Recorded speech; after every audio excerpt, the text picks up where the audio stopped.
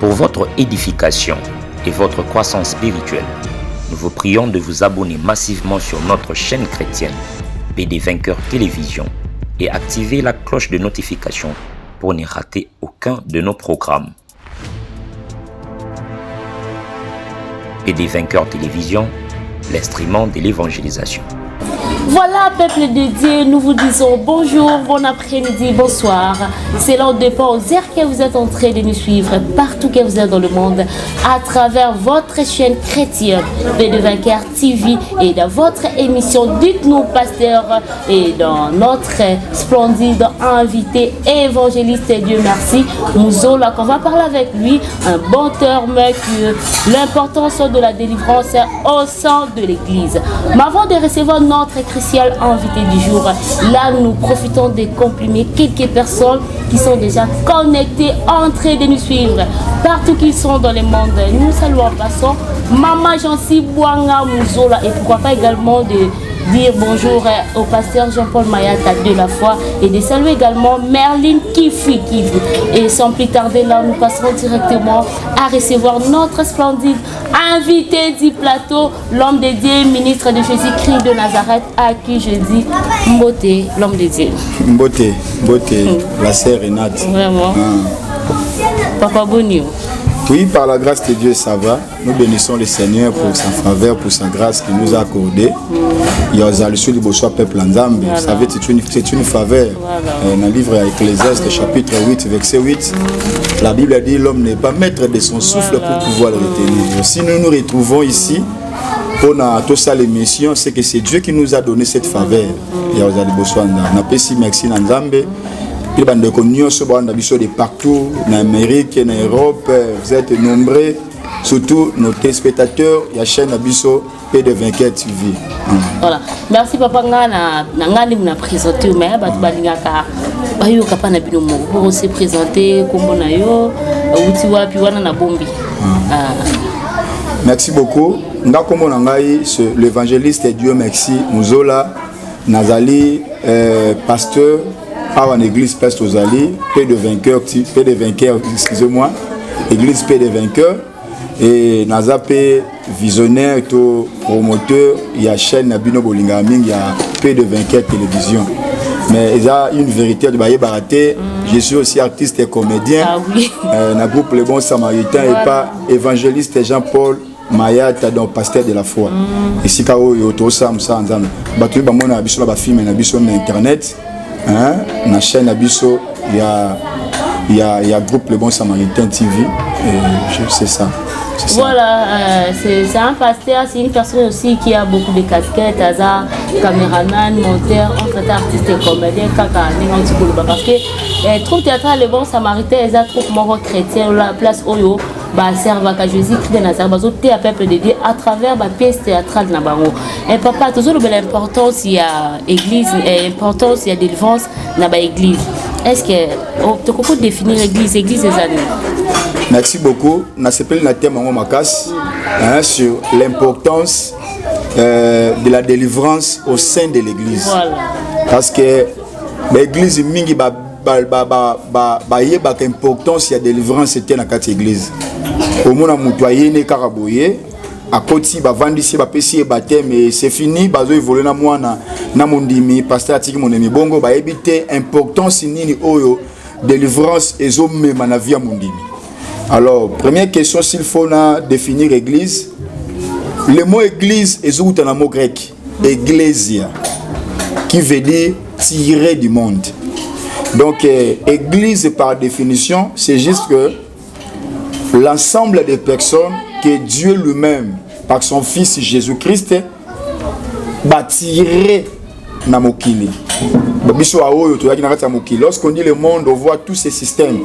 Ça nous étions dans Milangwa, dans l'impudicité, dans Kofinga, dans Kotonga, dans un système ya Mokili. Mais Jésus, Dieu tout-puissant par son Fils Jésus-Christ, il nous a tirés du monde. Alors, bato nyonso nzamba tiré wana, ache bango pembeni, bato wana doit benga bango, en d'autres termes, église de Jésus-Christ. Donc, ensemble des appelés, les gens que le Seigneur Jésus-Christ a justifiés, a purifiés, a sanctifiés par son sang, et a tché bango pembeni pour la kembona. Merci beaucoup l'homme de Dieu évangéliste et Dieu merci Muzola. Ma papa le lot ozo mon avenir moko 5 églises 6 mon akuna bazo yemba koto bazo te koto ni amso mon bandima koto ba comme na ta ya baza ta prédication mais bazo kanzemba koto bandima koto so na ta ya nini ya nzembo kuna bazo ka prédication nani to yeba siko toza na eza ko combien de types ya église oza ko exister parce que actuellement to comme na église ebele. Merci beaucoup. Église Nzambe, Mutozo Landangai, cher frère en Christ, il faut y avoir une vérité très importante que nous, il y a seulement une seule église qui existe. C'est l'église de Jésus-Christ. Donc, église Oyo, bazo reconnaître Jésus-Christ comme le Dieu Tout-Puissant, le seul qui a créé les cieux et la terre. Donc, église Ezaka Moko. Mais auto mona libanda nabiso, ce sont les églises locales parce que l'église a des façades ou encore l'église a des positions. Tu as une église universelle où il y a des spirituel où Jésus-Christ de Nazareth Yemoko a patron, a chef et c'est spirituel. Et tu as une église locale. L'église locale c'est une église où c'est comme la carte école Moko Songolo. Ça fait une école. École les Amoko, mais la carte nous retrouvons beaucoup de salles de classe. Voilà. Toi la première année, toi la deuxième, toi la troisième, c'est comme ça. Donc toi la carte il y a église universelle, mais pour ordre, vous savez, sur le biseau tout. Tu peux voir une église, exemple Moko, moutako contenir biseau azate. Sur le biseau tout, aux encadrés par pasteur Moko, moutou Moko tient dans la capacité pour héberger biseau. Nzamba salanengwana, même la Bible les alaki. Et à qui l'église, il y a Corinthe, l'église, il y a Romain, l'église, donc chaque il y a l'église locale. Bah ça l'église locale pour l'encadrement. C'est-à-dire, toi Yambi Yesumasi, dès que tu te fais baptiser, tu as réussi Jésus-Christ étant ton Seigneur. Tu vas barater le cola, tu vas étant. Au salier Yesumasi, il y a Moko Nzinayo, puis on dit Kisinayo. De fils, tu es appelé enfant de Dieu. Depuis le jour-là, tu es maintenant membre d'une église universelle. Mais il faut maintenant chercher une église locale. Pourquoi église locale?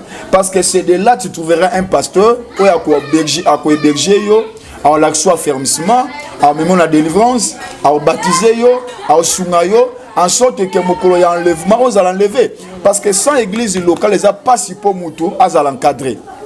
Donc c'est très très important. Mais pour l'obité que l'église, tu es au bout de mes amis. Moi, comment est-ce qu'on fait choix de l'église? Comme ça, ma sœur Bekoum. Au moment où on a le choix pas que de temps à l'université. Dans l'université X, tant que ça va bien. L'université, tant que ça va mal. Dans l'école X, et tant que ça va mal, mais tu passes le choix d'église, ça va avancer. Ok, l'église, c'est l'âme. La Bible dit dans Matthieu chapitre 16, verset 26. Matthieu 16, 26. La Bible dit. À quoi sert un homme de gagner le monde s'il perd son âme? Naseba lobby et un de l'autre mon côté au gros salango échange ya âme na yo. Voilà. Et un de l'autre côté donc ma soeur mon frère la nangai choix église. Elle comme ça na côté. Faut très bien faire le choix de l'église. Même aux en poto, en Europe, en États-Unis, côté église c'est pour la côté. Côté église pour nzamba tindio. D'ailleurs, bah ça ka choix église c'est pour l'église sa propre. Pour l'église un instrument malam. Bah ça ka choix église par rapport à l'idée par rapport à la connaissance, il y a Jésus-Christ à Nazareth, et pas bon, il m'a Christ au col en Zambé, ou à ça, c'est alors, c'est là une bonne église. Donc faites très attention, l'âme est très chère. Voilà, papa, quand on dit moi, l'ensemble solo, tant pour la université, il faut pour la église. Parce que moi, l'ensemble solo, il y a des églises solo, l'église à Jésus-Christ de Nazareth, parce que l'église est comme belle. Il y a parce que aux déjà dans le niveau spiritualité à l'école. Et bon, nous tous avons bébé spirituel. Alors, il y a des églises solo ensemble là. Merci beaucoup. Batuni va bien Arabiso que na poto ensemble la lusuté l'église ma base va pasteur va bien te mais je te dirais et ça passe mon dimanche à l'enlever sans une église locale parce que l'église locale a l'objectif ya kosunga yo. Vous savez la Bible lorsque Esther Azalaki récit le col à moi si roi il a fallu qu'il y ait des gens bazwa soignaye basokole ba bongisaye pour la rencontre du roi. Sans Batouana, Esther ne serait pas propre et Esther ne pourrait pas rencontrer le roi. Donc c'est très très important ma chère bien mais il faut choisir l'église. Alors pour l'église Boéza passe mais La Bible dit dans Luc chapitre 18 verset 27, ce qui est impossible aux hommes, mais c'est possible à Dieu. Amen. Je souhaiterais au sol à Molimo Centre. Au mon église, prends soin de prier. Basala kachwa église boété, église spirituelle. Tant on continue l'église, tout dans un état dans ma pasteur. Voilà. Oh yo que sambela. Place aux alliés, demande au Seigneur, le Seigneur va nous révéler. Il est écrit dans Jérémie chapitre 33 verset 3, invoque-moi, je te répondrai et je te montrerai les choses cachées, les choses que vous ne connaissez pas. Il y a des choses que tu ne connais pas, mais à travers le Saint-Esprit, il viendra te dire que ça, il faut ça, il faut ça.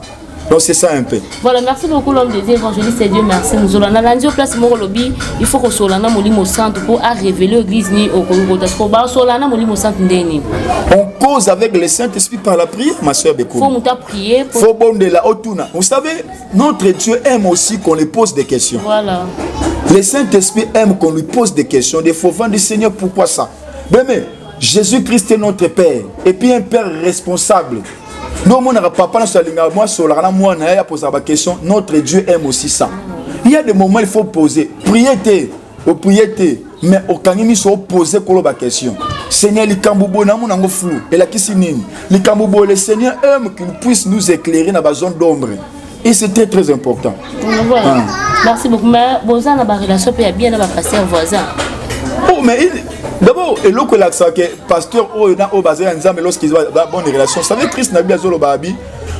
Nous ne sommes pas au yangai. Mutu azape ya oyangai bozana bino en contact. Mais obolinga bino te boza contacter.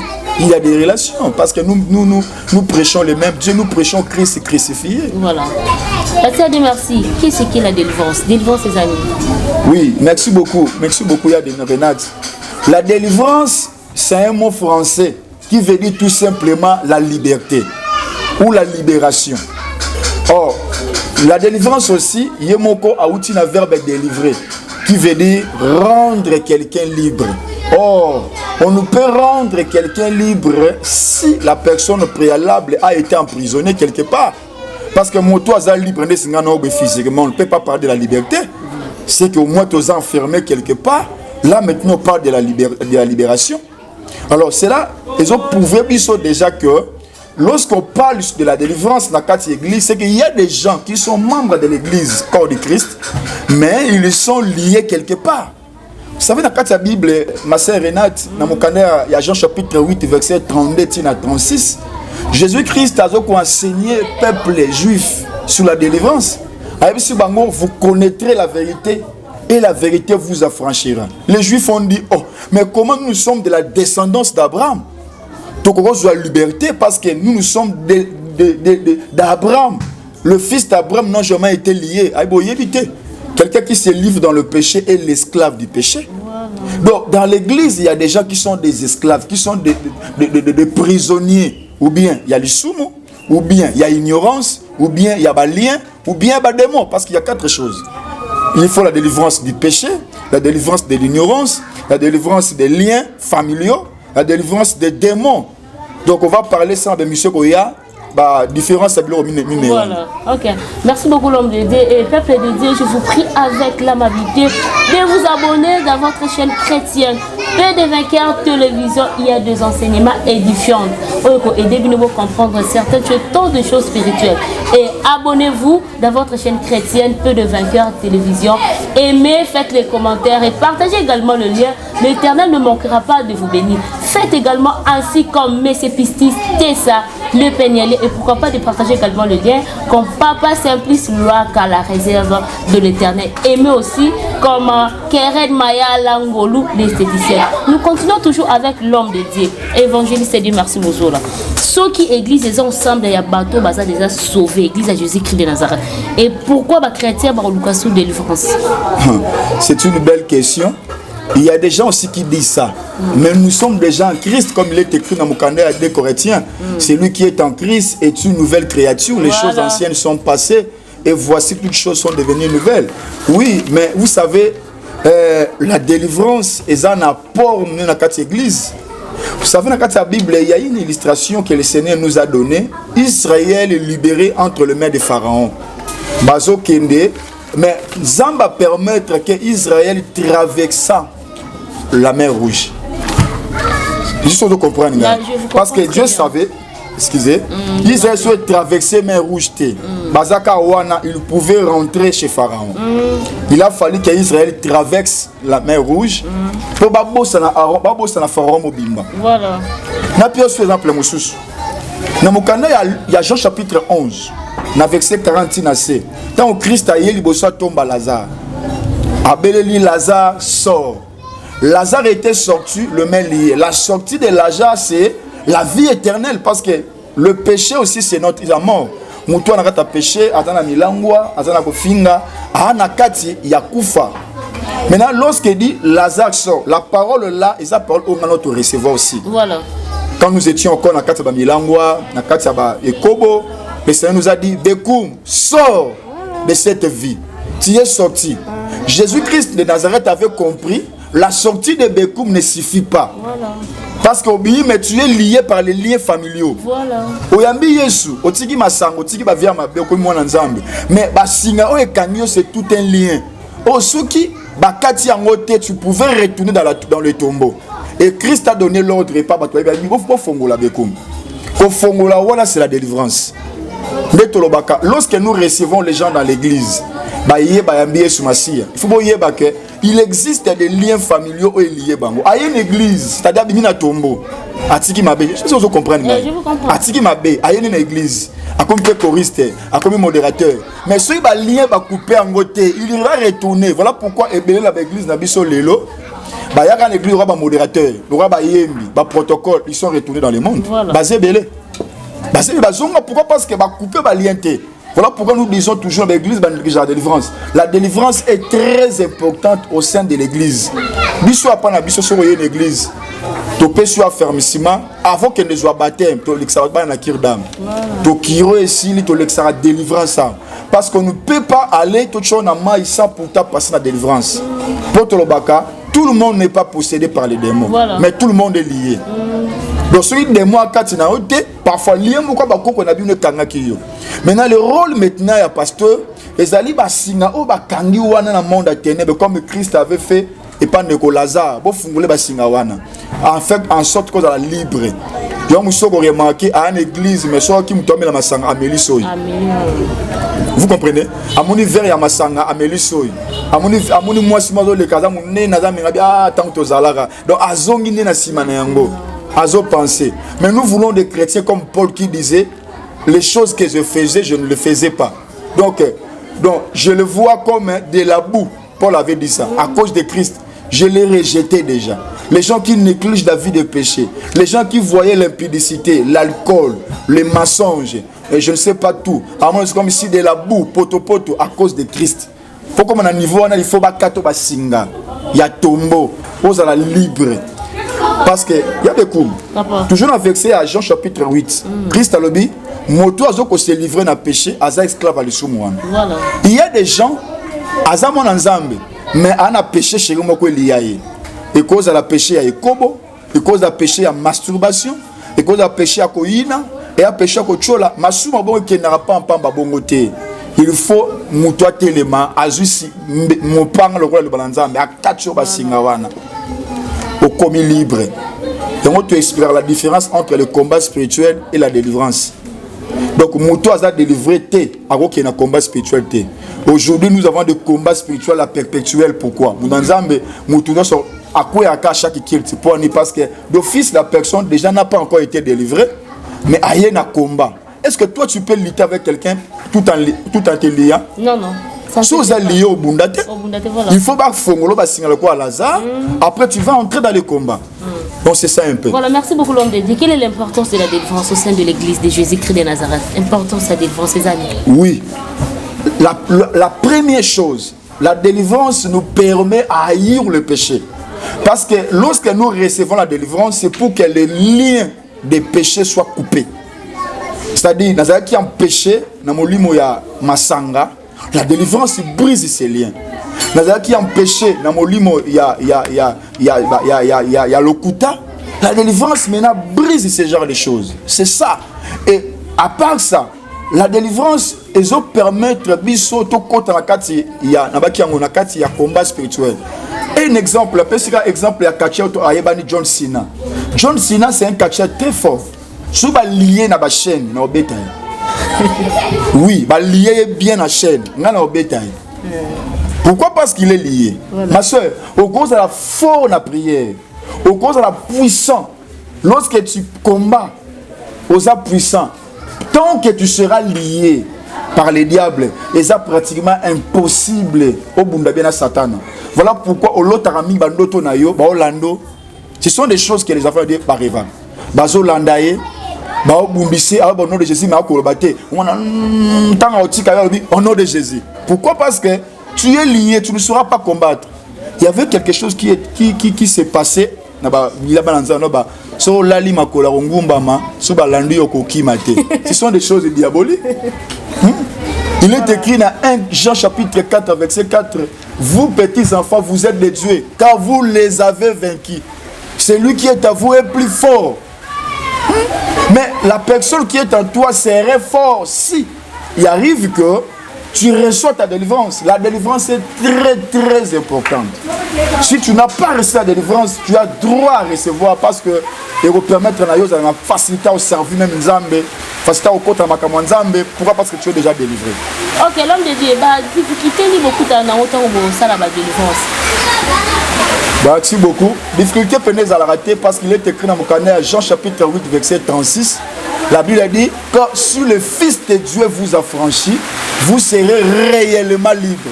Donc il n'y a aucune difficulté, sauf que la difficulté arrive ceux qui moutoyaient pour les délivrance à Bombi. Monsieur soit couché dans le Nekona Mobali, dans le Nekona Moisi, dans Papa Naye, alors qu'il sonne à Salé 16. Alors qu'il sonne à Koloba. Ok, diable, les Kamounos sont là-bas au Coucou, au Bombi. Diable a profité à Bissikawana. Ça veut dire que l'église dans le Cameroun, na Yambaka, de moi si, comme na âge il y a 12 ans, les balles bazo landé, il y a des coups, bazo landaye, batam, ko bazo bon de fou comme les mêmes. Oh, mais moi, vie à des autres, les balles vie moi quoi des autres. Moi na 12 ans. Moi na 12 ans. Elle a collé et continué. Ayo kuta na biso. Ayo yebisa biso makambouana. OK, cette fille là a qu'elle recevoir baptême. Asama be morobo la kanacha seta abombela ka pasteur qui na sama be ya kanengeni ase kupla na muleki na mobali leki ne 5 ans ye seta basa ba 26 mois bongo et permettant que Zabalinga qui a tout belé pas pasteur na bomba qui en na somme ce peut ko bossa na je ne sais pas ale sirène na mai akotaye na tout lion na binga sirène des homos combien na bi parce que même qui le kuta pas pasteur vous savez lorsque aux prêtres pour les canaux de délivrance na kirdam il ne faut pas mentir parce que le diable profite. Donc le cas passe au kuta na ngoyali le kuta bato mingi ayoko luka délivrance match le kuta liboso. C'est ça un peu. L'homme de Dieu soit attiré le kuta Nzambe a révélé la catégorie Jérémie 33:3. A révélé que on doit confesser ndam ma bombi ndam. Oui, ça arrive des fois. Attiré le kuta Dieu a révélé, mais ça arrive aussi Dieu fait grâce à qui le veut. Ah, oui. Dieu a refusé de révéler parce que les salis et les camours individuels, Nzambe moto a Pesabiso Salim, a Pesabiso proposition, a Pesabiso je mets devant vous des chemins. Chemin de la vie et de la mort, c'est à vous de choisir. Dieu a donné libre la personne à pour nous. Voilà. Parce que Dieu merci. Tant que ça la délivrance, on la délivrance, il y a encore ba collègue nous tous sur l'église, il va nous bien car ba serviteur na yo il y a église. Si on bien ba serviteur na église, est-ce que Hollande la bango vraiment que ba peine marche bien. Nous là yo mon visionnaire. Non, tout ça la délivrance c'est celle. Laisse na WhatsApp. Angela il y a internet. Vous savez, tout ce matin belé à délivrance, eux ont les cas et les gens nous appellent. Et bah on se met sur Bakana Bango et nous restons discrets. Tout ça, le prière à WhatsApp ensemble. Il y a aussi des gens, des fois dans le Liban, Mboka, mais aïe vacances na Kinshasa, Koutenayo, aïe mine toi bango tout ça le prière à délivrance, à profiter en vacances naïe et puis à Zongi. Au bas sans sa délivrance. Voilà. Mais cela ne veut pas dire toi associer ben intercesseur. Et lorsque les intercesseurs vont venir m'assister, dans la connaissance à ma campagne, ce qui s'est passé dans la patiente. Donc on prier, bon on est ignorant, mais on semble la sorte que dans ça la conscience, on dit que mutoyo on a semble la promesse aboyé et comment le Seigneur a aussi l'intervention à venir pour qu'ils reçoivent la délivrance. Voilà l'homme de Dieu Nini le pire ni ko ya peut conséquence ni ko ya pas muto azo akota ki église ya Jésus-Christ de Nazareth mais bi qu'il faut na likana délivrance mais aotango kate bande ko nyonso oyo c'est une bonne question oyo basambelaka mais ba négligeaka délivrance et ça mauvaise chose même yom to landanga de partout aux alliés aux chrétiens mais tu sais très bien que tu n'as pas encore reçu la délivrance au salambe ba makas on reçoit comment la délivrance ba yambango aux prise de contact na musal na nzamba za expert la délivrance ou expliquer ba passer na yo parce que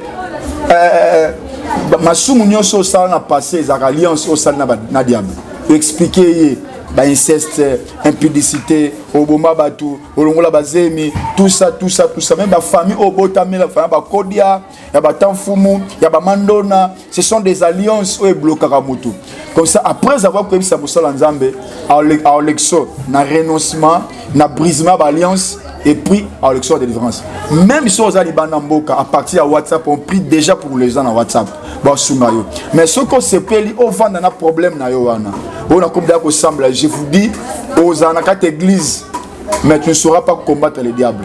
Parce que les soumou wana, situation wana, lien wana, loi wana est lié vinayo. On a possibilité de kobunda bitumba.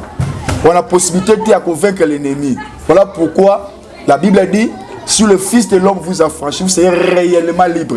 Donc Dieu a besoin que tu sois libre, ma soeur. On l'a dit pas mbaté, on l'a dit biso pas mbaté l'émission. Oh, il a dit que nos pasteurs, les apôtres ramenent la liberté. Donc Lazare, il était sorti du tombeau, c'est la vie du péché. Mais Christ a demandé, la délivrance des liens, c'est aussi important. Vraiment, je pense que c'est ça. Donc parce que vous allez lier, au quoi avancer dans la vie. Au prier, mais la prière n'a pas été exaucée. Tu vas matayo ko matate. Au moins vie chrétienne, la vie chrétienne a succès parce que tu n'as pas la délivrance.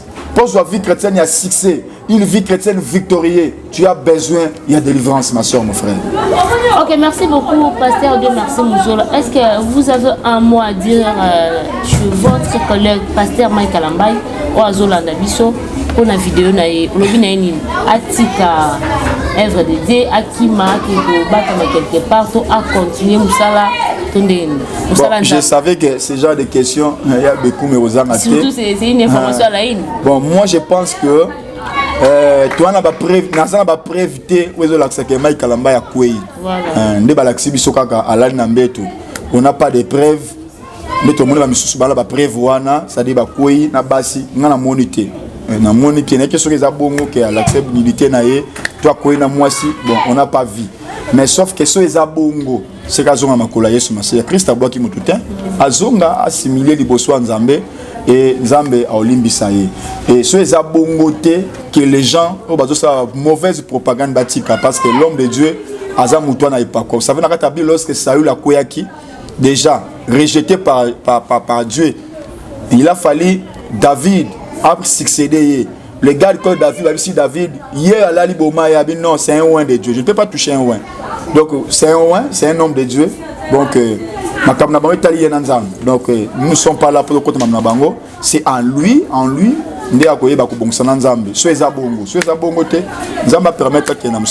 pense que c'est fini. Ok, merci. Évangéliste Dieu, merci. Aussi partager entre tous les visionnaires l'église, peu de vainqueurs TV, mais entre tous les artistes et comédiens, la troupe théâtrale Le Bon Samaritain. Aussi partager les tournages, la il faut préparer prédication, ma délivrance à Batoupé. Je travaille dur pour la gloire du Seigneur. Vous savez, tout ça, l'alliance Nanzambe, tant que je respire, je servirai le Seigneur.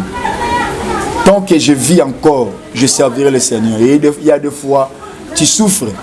On va souffrir, on va travailler, donc on va arrache-pied.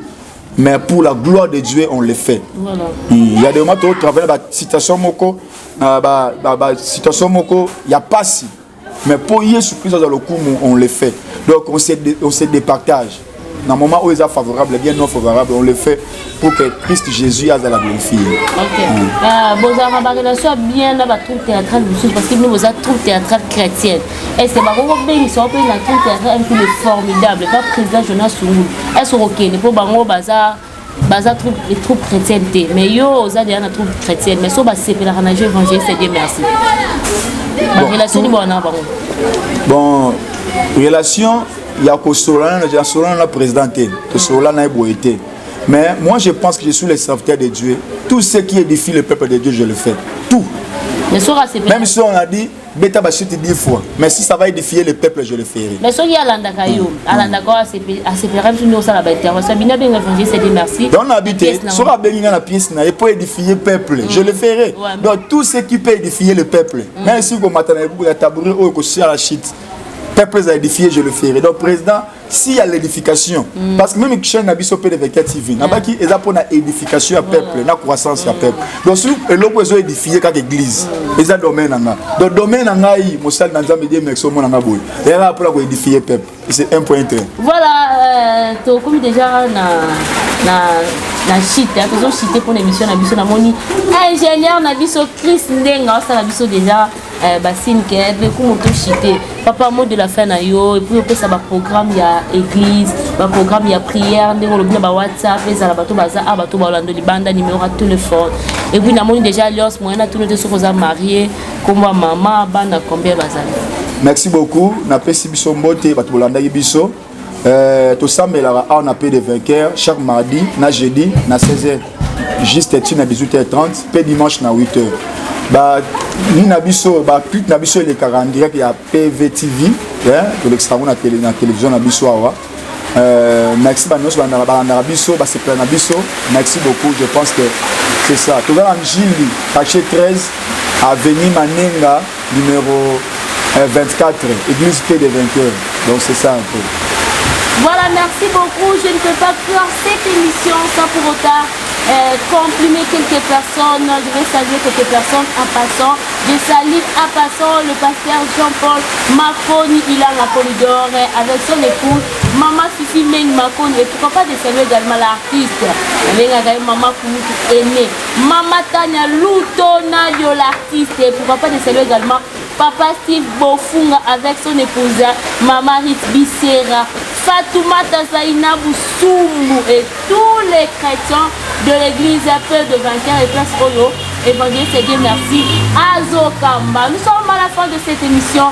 Abonnez-vous massivement dans votre chaîne chrétienne Peu de Vainqueurs TV.